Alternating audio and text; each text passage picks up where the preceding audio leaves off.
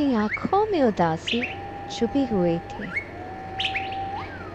کبھی اپنے خاندان کو سوچ کے اور کبھی اپنے بچپن کے دوستوں کی یاد میں۔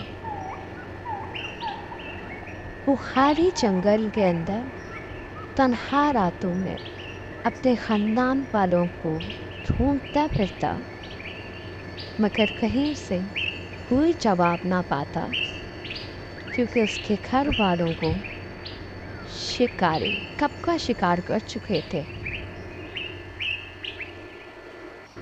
لیکن مفاسا کو ایک امید تھی، اس کی آنکھوں میں ایک امید کی کرن تھی کہ کبھی نہ کبھی کسی نہ کسی دن اسے اس کے گھر والے، اس کی کھوئی ہوئی خوشیاں ضرور ملے گی، اور ایک وقت آئے گا جب وہ اس تنہائی سے، اس اکیلے پن سے نجات پا لے گا۔